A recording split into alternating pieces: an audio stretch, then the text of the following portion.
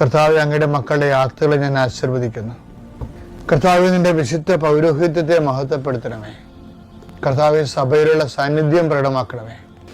39 വർഷം ഞാൻ അർപ്പിച്ച കൃപാനയുടെ യോഗ്യതയാൽ കൃപാസനത്താര ജീവനോടെ പ്രത്യക്ഷപ്പെട്ട പരിശുദ്ധ അമ്മയുടെ മാധ്യസ്ഥത്തിലെ ലോകമെമ്പാടും ഈ പ്രാർത്ഥന കൂടുന്ന എല്ലാ മക്കളെയും ഞാൻ ആശീർവദിക്കുന്നു.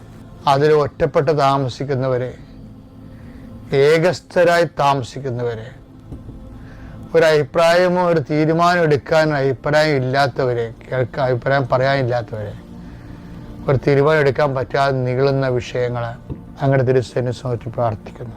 ഇന്ന് ഗവൺമെൻറ് ഓഫീസിൽ പോകുന്നവരെ സംബന്ധിച്ച് പ്രാർത്ഥിക്കുന്നു. ഇന്ന് വിദ്യാഭ്യാസ ഓഫീസുകളിൽ പോകുന്നവരെ സംബന്ധിച്ച് പ്രാർത്ഥിക്കുന്നു. കർത്താവ്, അവരുടെ യാത്രകളെല്ലാം ശുഭമാക്കാൻ ഇടയാക്കണം പ്രാർത്ഥിക്കുന്നു. എൻ്റെ കർത്താവിൻ്റെ ഉന്നതമായ നാമത്തിൽ പ്രാർത്ഥിക്കുന്നു. അപ്പാ, സ്വർഗീയപ്പാ, അങ്ങിപ്പോൾ തന്നെ യേശുക്രിസ്തു നാമത്തിൽ അങ്ങ് കൈകൾ നീട്ടണമെന്ന് പ്രാർത്ഥിക്കുന്നു. എൻ്റെ നാമത്തിൽ പ്രാർത്ഥിക്കുന്നവർക്ക് ശാരീരിക ആവശ്യതകൾ,